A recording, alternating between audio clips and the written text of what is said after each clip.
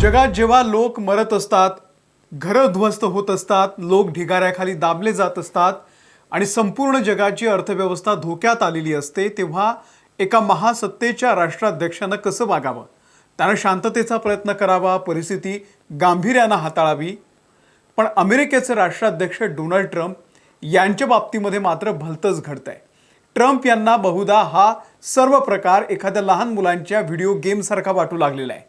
गेल्या काही तासात डोनाल्ड ट्रम्प यांनी त्यांच्या ट्रूथ सोशल या सोशल मीडिया प्लॅटफॉर्मवरती तब्बल 16 AI जनरेटेड इमेज पोस्ट केल्या. हे AI फोटोज इतके वाह्यात, बेजबाबदार आणि विकृत मानसिकतेचं दर्शन घडवणारे आहेत की जगातील एका मोठ्या देशाचा राष्ट्राध्यक्ष असं कसं वागू शकतो हा प्रश्न पडतो. एकीकडे मध्य पूर्व आशियामध्ये, गझामध्ये, इराणमध्ये, सौदी अरेबियामध्ये, यमेनमध्ये दररोज निष्पाप माणसांचा बळी जातोय.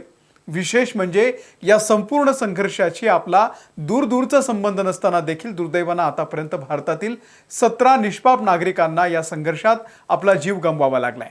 आपल्या घरातली माणसं परदेशामध्ये कामासाठी जातात आणि या महासत्तांच्या राजकीय खेळामध्ये त्यांचे मृतदेह घरी येतात. हे भीषण वास्तव आहे. ट्रम्प मात्र सोशल मीडियावरती युद्ध आणि विनाशाचे AI इमेजेस टाकून स्वतःची हौस भागवतायत. ही कसली विकृती आहे? ट्रम्प यांनी पोस्ट केलेल्या एका AI फोटोमध्ये इराणचा सर्वात मोठा तेल निर्यातीचं केंद्र असलेल्या खार्ग आयलंड दाखवलेला आहे. आता या फोटोमध्ये या बेटावरती भीषण बॉम्बस्फोट होत आहेत, आगीच्या ज्वाळा उठत आहेत आणि खाली ट्रम्प यांनी लिहिलेलं आहे स्ट्राईक ऑन खार्ग. दुसऱ्या एका फोटोमध्ये इराणी तेल टँकरवरती अमेरिकन झेंडा फडकताना दिसत आहे आणि याचा अर्थ असा आहे ट्रम्प यांना सांगायचंय की इराण आता आमचं आहे. एका चित्रात तर चक्क एक उडणारं जहाज दाखवून नो मोर इंजिन्स असं लिहून अत्यंत बाष्कळपणे त्यांनी थट्टा उडवलेली आहे. इराणी जहाजं बुडणं, तेल टँकर्सना आग लागणं, हवाई हल्ले होणं हे फोटो बनवून ट्रम्प यांना नक्की काय सिद्ध करायचं आहे? जगातील बहुतांश देशाचे प्रमुख अशा युद्धजन्य परिस्थितीमध्ये अत्यंत संयमाचे शब्द वापरतात, पण ट्रम्प यांना याचं काहीही सोयरसूतक नाही आहे. ते लोकांच्या मृत्यूवरती, देशांच्या विनाशावरती AI इमेजेस बनवून मनोरंजन करतायत. हा केवळ बेजबाबदारपणा नाही आहे, तर एका महासत्तेच्या प्रमुखाची तीव्र विकृती आहे. यात एका इमेजमध्ये ते स्वतःला जगाचे उद्धार करते गार्डियन म्हणवतायत. काय बोलावं ट्रम्पबद्दल? प्रश्न असा पडतो की ट्रम्प अचानक हे असले प्रकार का करतायत? ट्रम्प हे कोणतेही काम कारणाशिवाय करत नाही. या अशा इमेजेस पोस्ट करण्यामागे ट्रम्प यांचा मेंटल गेम आहे. त्यांना जगाला आणि मुख्यत्वे इराणला दाखवायचंय की ते किती आक्रमक आहेत. पण खरी परिस्थिती मात्र पूर्णपणे वेगळी आहे. ट्रम्प ही AI इमेज टाकून स्वतःची भीती लपवण्याचा प्रयत्न करतायत. सत्य हे आहे की गेल्या 3 दिवसांपासून अमेरिकेनं इराणवरील आपले हवाई हल्ले थांबवलेले आहेत. ट्रम्प जाहीरपणे सांगतायत की आम्हाला शांतता हवी आहे. पण ही ट्रम्पची फेकाफेक आहे. अमेरिकेनं इराणवरील हल्ले शांततेसाठी थांबवलेले नाही आहेत, तर अमेरिकेचा जो शस्त्रसाठा आहे तो आता संपत आलाय आणि त्यामुळे ट्रम्प यांनी माघार घेतलेली आहे. वॉशिंग्टनच्या CSIS या संरक्षण संशोधन संस्थेच्या अहवालानुसार गेल्या 40 दिवसाच्या ऑपरेशन एपिक फ्युरी या युद्धामध्ये अमेरिकेनं इतक्या प्रचंड प्रमाणामध्ये महागड्या क्षेपणास्त्रांचा वापर केलाय की आता पेंटागॉनचं गोदाम रिकामं झालेलं आहे. इराणची स्वस्त ड्रोन्स आणि मिसाईल हवेमध्येच पाडण्यासाठी अमेरिकेनं आपल्या 1400हून अधिक पॅट्रियट मिसाईल डागल्या. एका पॅट्रियट मिसाईलची किंमत 33 कोटी रुपये आहे.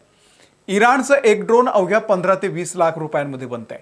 म्हणजे 20 लाखाचं ड्रोन पाडण्यासाठी अमेरिका 33 कोटीचं क्षेपणास्त्र खर्च करत आहे.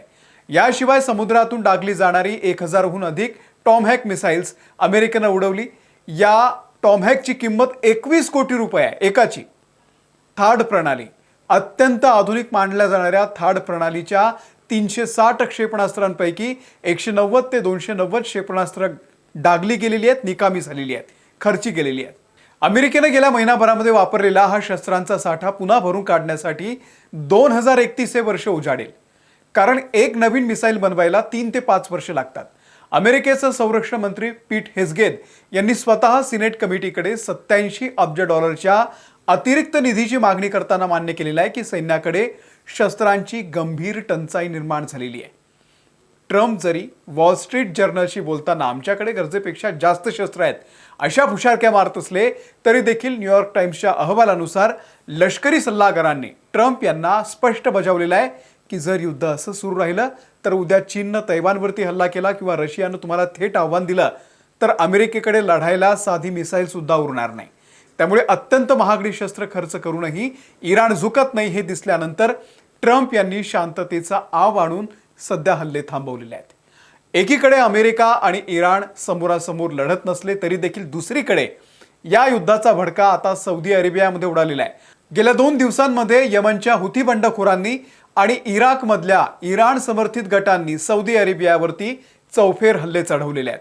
सौदी अरामको कंपनीच्या तेल शुद्धीकरण प्रकल्पावरती आणि राजधानी रियादच्या दिशेनं इराकमधून अनेक ड्रोन्स पाडण्यात आलेले आहेत, डागण्यात आलेले आहेत. लक्षात घ्या, सौदीच्या सैन्यानं हे ड्रोन पाडलेले आहेत. तरी या हल्ल्यामुळे सौदी अरेबियाची तेल वाहतूक पूर्णपणे धोक्यात आलेली आहे. याशिवाय हुतींनी यमनच्या होदेईदा या बंदरावरून सौदी अरेबियाच्या जिझान शहरावरती क्षेपणास्त्र हल्ला केला. त्यामुळे त्यांचं एक मोठं हत्याकांड तिथे घडलेलं आहे, आगी लागलेल्या आहेत आणि याला उत्तर म्हणून सौदीच्या हवाई दलानं हुतींच्या तळांवरती बॉम्बफेक केलेली आहे. सौदी अरेबिया आता चहूबाजूंनी घेरल्या गेलेला आहे. पूर्वेकडून इराण, पश्चिमेकडून हुती, उत्तरेकडून इराकमधील बंडखोर गट सौदीच्या तेल विहिरींना लक्ष्य करतायत. त्यामुळे गेल्या आठवड्यामध्ये कच्च्या तेलाचा दर एका रात्रीमध्ये $100 पार गेलेला होता.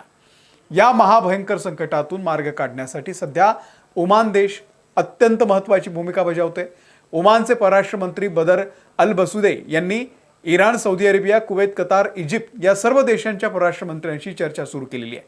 इराणचे परराष्ट्र मंत्री अब्बास अरागची यांनी ओमान आणि सौदी अरेबियाशी फोनवरून संवाद साधल्याचं मान्य केलेलं आहे.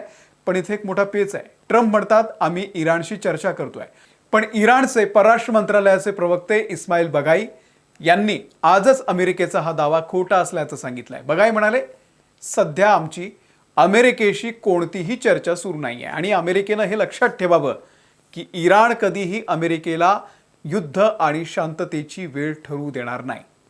इराणच्या या विधानातून हे स्पष्ट होते की इराण सध्या बॅकफूटवरती जाण्यास तयार नाही आहे. जरी अमेरिका हल्ले थांबवून बसलेली असली तरी इराण आपल्या समर्थक गटांच्या माध्यमामधून सौदी अरेबिया आणि लाल समुद्रातील तेल मार्गाची नाकेबंदी करतोय. या संपूर्ण राजकीय नाट्याचा आणि या संपूर्ण युद्धाचा, संघर्षाचा सर्वात मोठा फटका कोणाला बसतोय? याचा फटका बसतोय त्या निष्पाप लोकांना जे या युद्धाचा भागही नाही आहेत. गझामध्ये, इराणमध्ये, यमनमध्ये सामान्य लोक मृत्युमुखी पडत आहेत. आणि दुर्दैवाची बाब, भारताशी याचा काय संबंध आहे? तरीही कामानिमित्त बाहेर गेलेले 17 खलाशी आतापर्यंत ठार झालेले आहेत. त्यांचे कुटुंबीय आज उघड्यावरती पडलेले आहेत. पण अमेरिकेचे राष्ट्राध्यक्ष डोनाल्ड ट्रम्प यांना या कशाचंही गांभीर्य नाही आहे. ते ट्रूथ सोशलवरती बसून AI इमेजेस पोस्ट करतायत, विनाशाची मजा घेत आहेत आणि स्वतःच्या अपयशावरती शांततेचा बुरखा पांघरण्याचा प्रयत्न करतायत. अमेरिका आणि इराणमधील हा युद्धविराम केवळ शस्त्रांचा तुटवडा भरून काढण्यासाठी घेतलेला एक छोटासा ब्रेक आहे. जोपर्यंत ट्रम्प यांच्यासारखे नेते युद्धाला व्हिडिओ गेम समजणं थांबवत नाही आणि राजनैतिक मार्गाने प्रामाणिक चर्चा करत नाही, तोपर्यंत मिडल ईस्टमधलं, मध्य पूर्व आशियातला हा जो भडका आहे, युद्धाचा भडका, तो शांत होणार नाही. तेलाचे दर पुन्हा वाढलेले आहेत. भारतीय अर्थव्यवस्थेला याचा फटका बसणार आहे. तुम्हाला ट्रम्प यांच्या या विकृत राजकारणाबद्दल काय वाटतंय? ट्रम्प खरोखरच शांतता इच्छितात की शस्त्रास्त्रांच्या कमतरतेमुळे गप्प बसलेले आहेत? तुमची प्रतिक्रिया आम्हाला कमेंट बॉक्समध्ये नक्की सांगा. व्हिडिओ माहितीपूर्ण वाटला असेल ते इतरांसोबत शेअर करा आणि जागतिक घडामोडीचे असेच सविस्तर विश्लेषण अगदी सोप्या भाषेमध्ये समजावून सांगण्यासाठी आम्ही नेहमी तुमच्यासाठी असे व्हिडिओ बनवत असतो. त्यामुळे आमच्या महाराष्ट्र टाइम्स ऑनलाईन या यूट्यूब चॅनलला तुम्ही सबस्क्राईब करा. फेसबुकवरती आहोत, इंस्टाग्रामवरती आहोत, तिथेही आम्हाला फॉलो करा.